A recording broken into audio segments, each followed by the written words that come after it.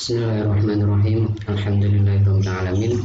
Puji syukur mari kita panjatkan bersama kehadirat Allah Subhanahu wa taala, yang mana sampai pada kesempatan kali ini kita sekalian masih diberi umur panjang, masih diberi kesehatan, serta masih diberi kelapangan untuk kita dapat menjalankan salah satu perintah agama, yaitu menuntut ilmu.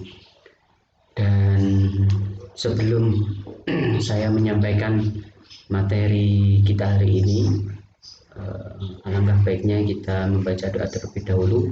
Kita memohon kepada Allah Subhanahu wa taala, semoga apa yang telah kita dapatkan selama ini serta apa yang akan kita dapatkan nanti senantiasa menjadi ilmu yang bermanfaat untuk diri kita, keluarga, agama, bangsa dan negara. Dan semoga segala hajat kebaikan yang kita miliki diberi kemudahan dan akhirnya dikabulkan serta mendapat ridha Allah Subhanahu wa taala.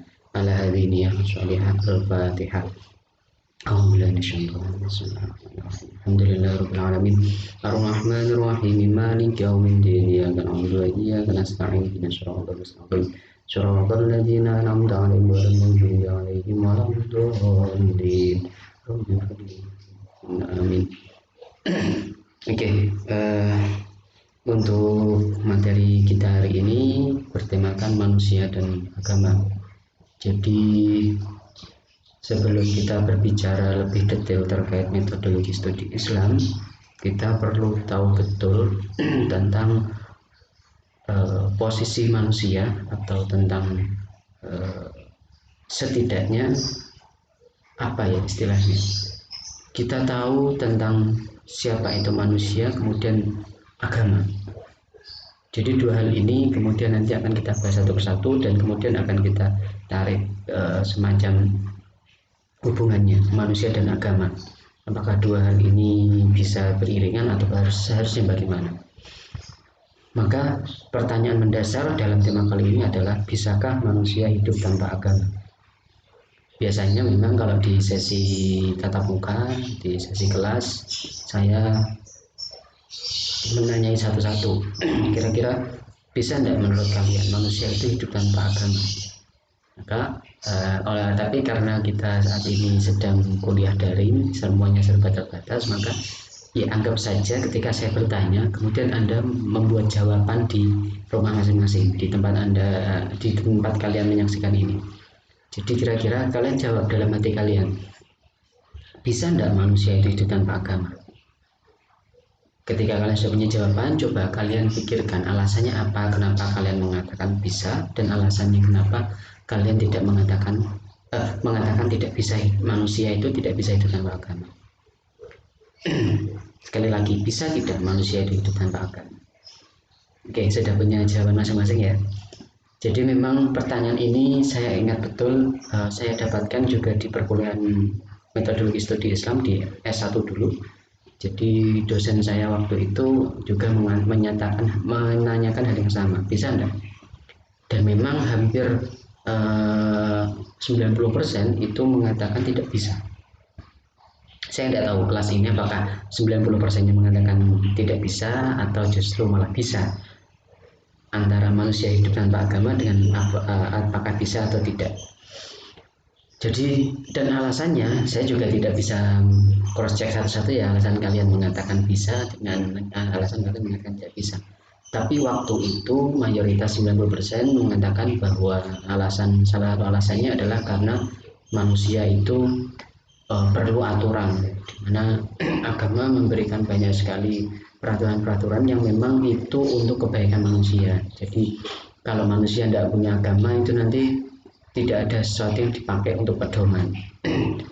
Meskipun jawaban ini juga bisa dibantah. Kalau manusia memberi aturan, kemudian memberi rambu-rambu supaya manusia hidup dengan damai, sejahtera dan sebagainya, pertanyaannya kemudian adalah kenapa di sepanjang sejarah manusia selalu ada konflik mengatasnamakan agama atau memiliki orientasi agama? Kita sebut saja adanya perang salib, kemudian adanya kerusuhan-kerusuhan di Timur Tengah, di Palestina. Itu kenapa? Artinya begini, kalau memang agama memberi kita aturan hidup, tapi kenapa atas nama agama juga sering terjadi konflik-konflik atau perselisihan-perselisihan yang tidak jarang kemudian sampai bunuh-membunuh. Jadi dalam hal ini kita perlu kritis juga. Memang ketika saya tanyakan ini, kemudian jawabannya itu bukan salah agamanya Pak, itu adalah salah oknum. Artinya apakah sekali lagi, apakah memang manusia itu butuh agama atau tidak? Kalau kita bicara aturan kan sebenarnya juga ada aturan-aturan lain. Bisa undang-undang, kemudian etika yang berlaku di satu masyarakat, tradisi dan sebagainya itu kan gimana? Tapi saya tidak sedang menyuruh kalian untuk mengatakan manusia tidak butuh agama, tidak. Cuma kita harus kritis juga. Dan lagi, bagaimana jika kalau kita menjawab tidak mungkin bisa hidup tanpa agama, bagaimana jika kita dihadapkan pada adanya satu kelompok yang tidak pernah mendapatkan risalah kenabian. Dia hidup di daerah sangat terpencil, bukan terpencil, di daerah yang tidak mudah dijangkau oleh banyak orang. Tidak ada dai masuk, tidak ada ulama masuk, tidak ada pastor masuk, tidak ada pendeta masuk. Dia hanya ada di hutan belantara, kemudian tidak pernah mengenal agama. Itu bagaimana kalau memang tidak bisa hidup tanpa agama? Lantas bagaimana orang-orang di pedalaman itu tadi justru juga bisa hidup meskipun tidak pernah mendapat risalah kenabian atau tidak mendapat ajaran-ajaran agama?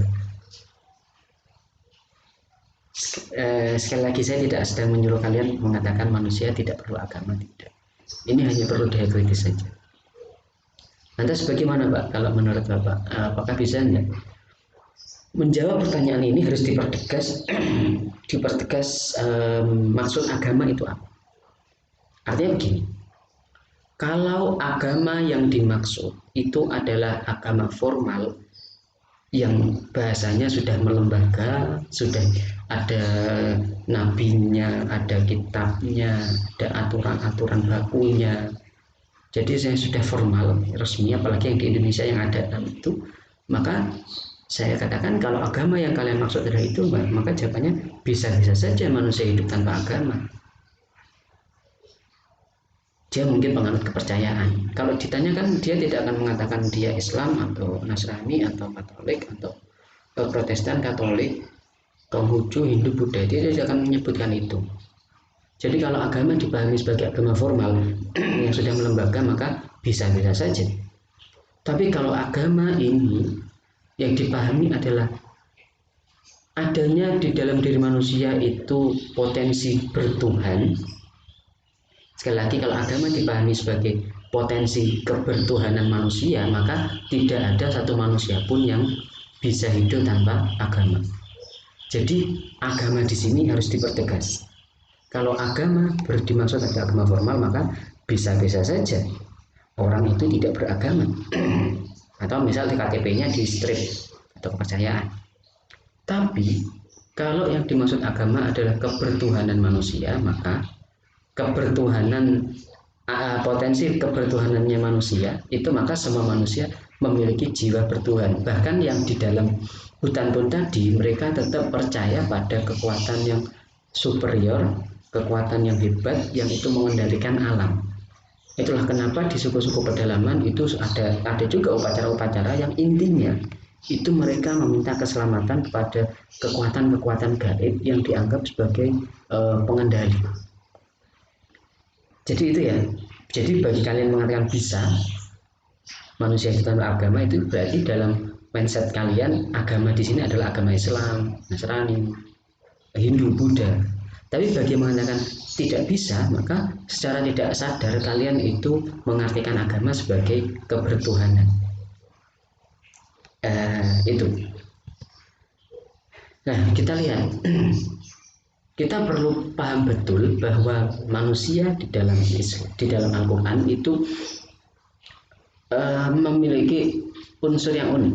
Atau kalau kita pahami betul bahasa Arab itu di dalam Al-Quran itu, penyebutan manusia itu tidak hanya menggunakan satu istilah. Kalau di bahasa Indonesia kan karuan, manusia adalah ya seperti kita ini. Tapi kalau dalam Al-Quran menyebut manusia itu ternyata menggunakan beberapa istilah. Ada basyar, terambil dari akar kata, mulanya berarti penampakan dengan yang indah, pekerjaan manusia dengan tahapan-tahapan sehingga mencapai tahap kedewasaan. Kemudian ada juga insan. Insan ini juga kalau diartikan juga manusia, menunjukkan totalitas jiwa raga yang membedakan satu orang dan perbedaan fisik, mental, dan kecerdasan. Sebenarnya penyebutan manusia menggunakan istilah-istilah yang berbeda itu memiliki makna yang berbeda juga. Artinya, bisa enggak coba kalian menyebut orang gila di Indonesia itu tetap manusia atau enggak? Tetap manusia. Yang waras, jadi ada dua orang sebenarnya, satu gila, yang satu waras. Kemudian karena diminta, coba tunjukkan atau apa ya bahasanya, coba menurut kalian dua orang ini manusia atau tidak? Manusia. Tapi kalau di Islam enggak. Jadi basyar itu aspek lebih kepada penyebutan secara jasmania. Kalau insan itu melibatkan aspek batin. Jadi perlu diingat, manusia dalam Islam itu selalu mengikutkan dua hal, jasmani dan rohani. Adanya harmonis, kemudian totalitas jiwa dan raga, perbedaan fisik, mental dan kecerdasan itu berarti menyebutkan bahwa penyebutan manusia yang sempurna. Jadi kalau dalam Islam orang gila itu bisa dikatakan basyar dalam bahasa Arab. Tapi kalau orang gila tidak bisa disebut insan atau mas. Jadi,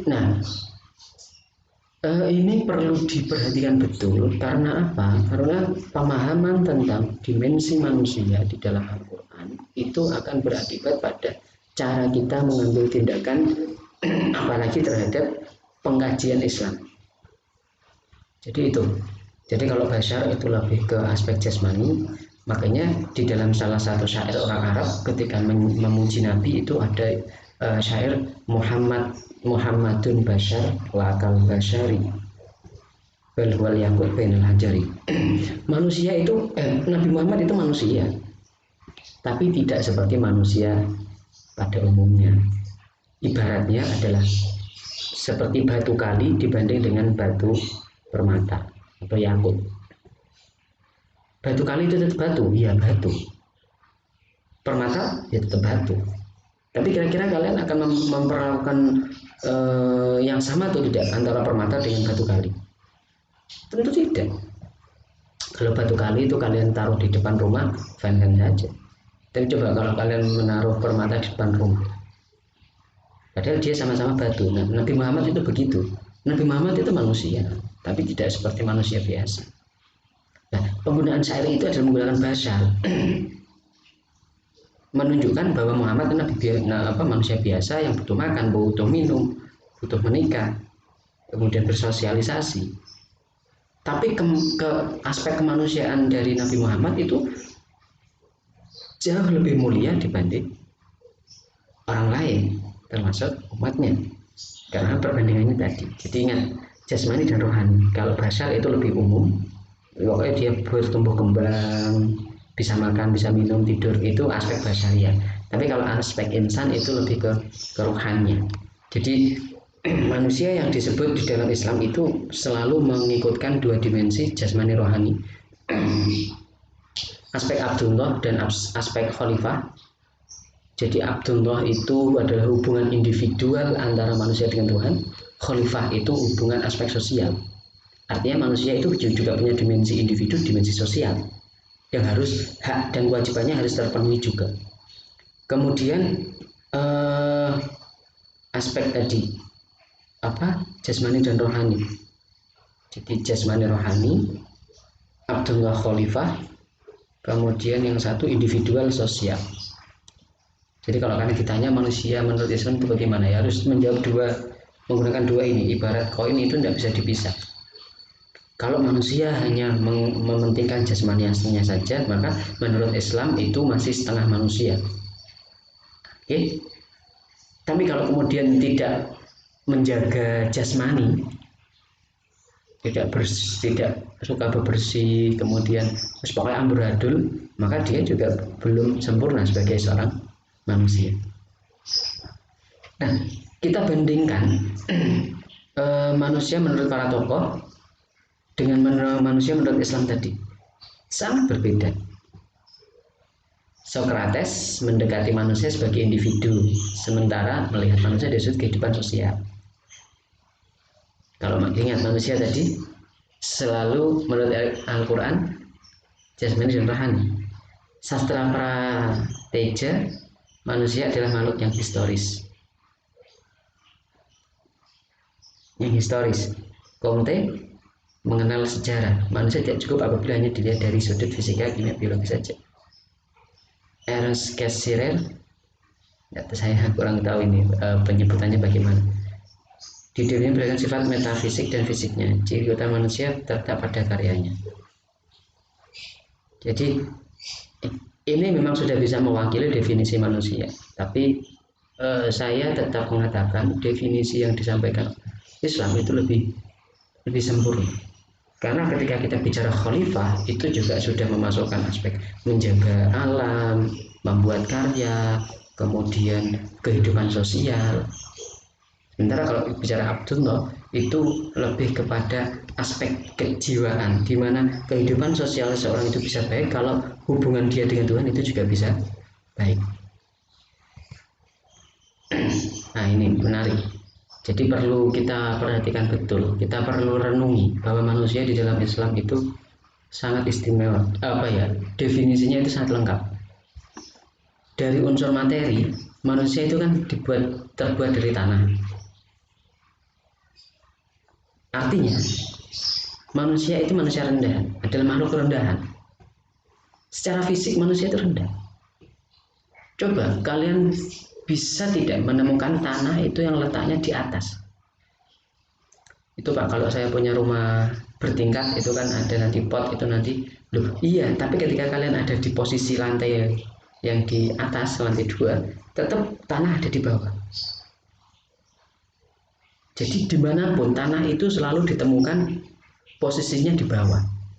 Berbeda dengan pohon, misal daun atau apalah itu.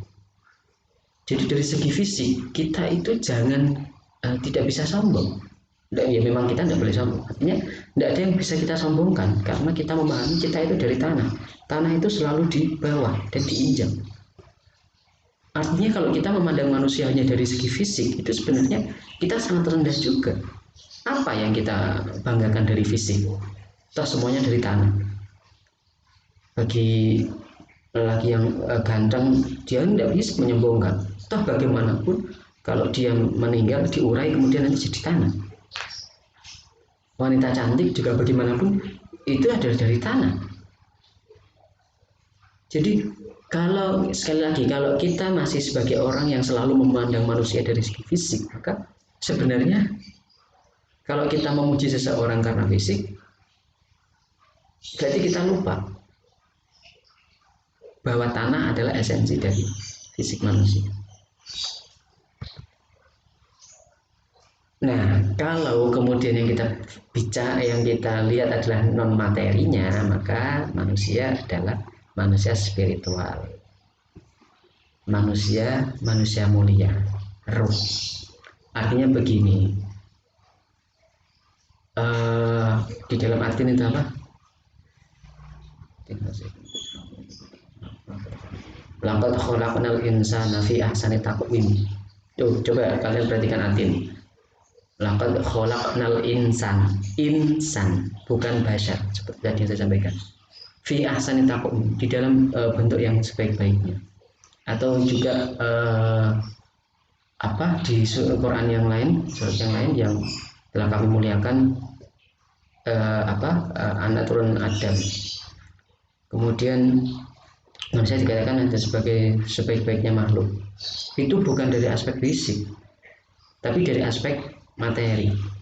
Kita tahu bahwa setelah Nabi Adam diciptakan dari tanah liat, sudah jadi bentuknya, kemudian Allah meniupkan rohnya.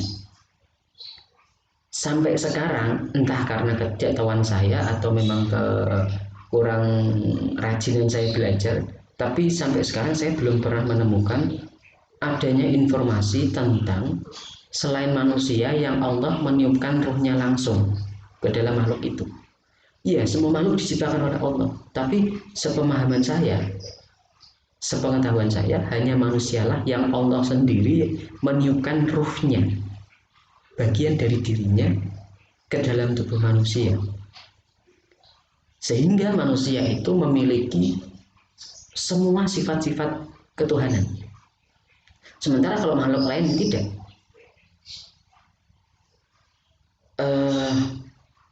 Jadi 99 Asmaul Husna itu manusia memiliki potensi untuk memiliki sifat-sifat itu. Ada yang pernah mengatakan, Pak, Allah itu kan Al-Khaliq, Maha Pencipta, maka manusia juga Maha Pencipta. Memang tidak maha, tapi manusia juga pencipta. Coba yang kalian pegang, kalian pegang handphone atau mungkin melihat tayangan ini di laptop. Yang membuat laptop siapa? Yang membuat handphone siapa? Manusia, yes. Artinya manusia juga pencipta. Kemudian Allah maha apa itu?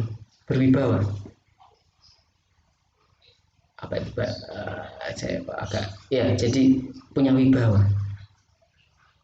Atau kemudian maha memaksa. Apa manusia begitu? Iya. Termasuk ketika kita ambil contoh, ada seorang bos punya karyawan. Ketika kalian jadi karyawan, ketika kita jadi ada seorang karyawan itu kan dia akan patuh terhadap bosnya. Jadi manusia itu memiliki sifat-sifat ilahi. Kenapa? Karena di dalam dirinya. Nah, kalau aspek keilahian manusia itu masih terjaga, saya tidak mengatakan manusia itu adalah Tuhan, tidak. Tapi di dalamnya ada unsur, ada ruhnya Allah. Kalau ini bisa dijaga, maka manusia lebih mulia dari makhluk siapapun, bahkan seorang malaikat. Jadi yang menjadikan manusia mulia itu adalah aspek rohaniyahnya, di mana di dalam diri manusia itu ada ruhnya Allah.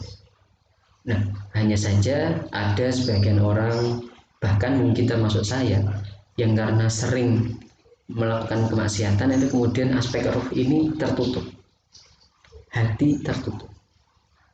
Ibaratnya kalau para sufi itu mengibaratkan manusia itu punya semacam cermin. Hati manusia itu ibarat cermin. Setiap hari ada potensi cermin itu kotor oleh dosa-dosa. Maka dianjurkan di dalam Islam itu setiap hari membaca istighfar, kemudian mengganti perbuatan buruk dengan kebaikan. Itu adalah dalam rangka kita membersihkan cermin. Tapi kalau cermin itu setiap hari dikotori dan tidak pernah dibersihkan, maka lama-kelamaan cermin itu akan tertutup. Sehingga ketika ada cahaya ilahi memancarkan ke cermin itu, maka cermin tidak bisa memantulkan lagi. Sehingga orang yang memang rohnya masih suci, hatinya masih bersih, itu dia bisa memancarkan roh atau cahaya ilahi. Dia akan menjadi orang yang sangat pengasih, penyayang, adil. Jadi semua sifat-sifat manusia itu, sifat-sifat Allah itu kemudian akan memancar. Tapi yang namanya pancaran ilahi tadi tidak menjadikan manusia itu kemudian berstatus sebagai ilahi. Jadi selamatnya di Islam itu tidak pernah ada kasus di mana orang itu kemudian merasa bahwa Nabi Muhammad adalah sebagai sebagai Tuhan. Karena bagaimanapun tadi Nabi Muhammad itu juga manusia biasa yang butuh makan minum, tidur. Bahkan Nabi itu juga ke pasar. Umumnya manusia lah. Tapi manusia yang dimaksud sebagai makhluk yang paling mulia itu adalah ketika kita bicara unsur non-materi. Jadi perlu diperhatikan ya, manusia dalam Islam itu memiliki aspek jasmani dan rohani, di mana yang menjadikan manusia itu mulia bukan fisiknya, tapi secara rohani. Kalau rohaninya baik, maka dia bisa lebih baik dari malaikat. Tapi kalau rohaninya itu buruk, maka meskipun dia cantik, meskipun dia ganteng, tapi dia disebut sebagai paling buruk, bahkan lebih buruk dari hewan. Begitu ya.